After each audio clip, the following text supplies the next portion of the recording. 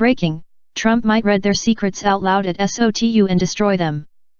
Hell yeah.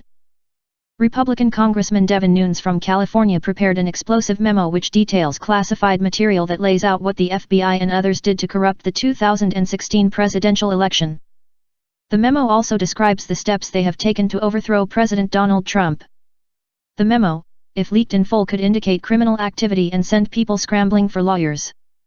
According to Republican Congressman Dave Joyce from Ohio, the memo is deeply disturbing and downright terrifying.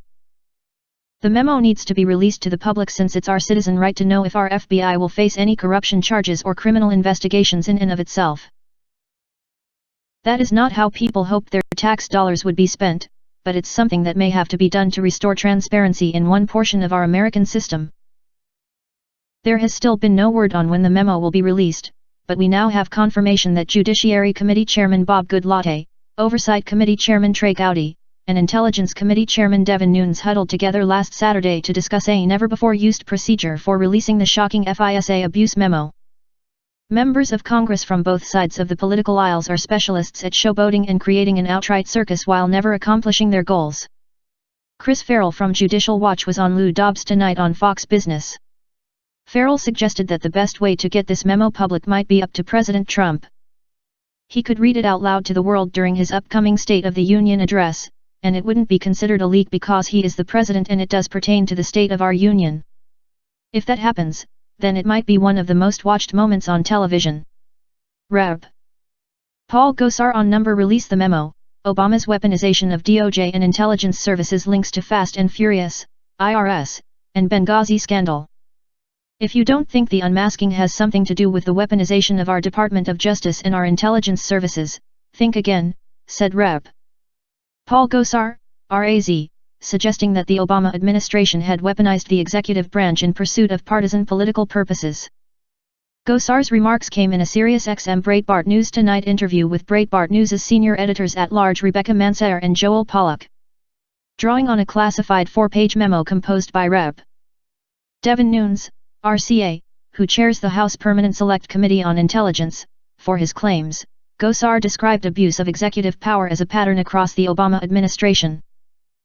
Gosar linked the following Obama-era operations and events as illustrative of a pattern of partisan weaponization of the executive branch: Fast and Furious, the handling of and response to the September 11, 2012, Islamic terrorist attack on the diplomatic compound in Benghazi, Libya, the IRS's targeting of dissident charities and non-profits, and the surveillance of persons connected to Donald Trump's presidential campaign. Partial transcript below. Mansaer, I want to pivot really quickly to this infamous number release the memo hashtag about the memo that the House Intelligence Committee chairman wrote about, explaining what was going on with the FISA warrants that were issued by the Obama administration.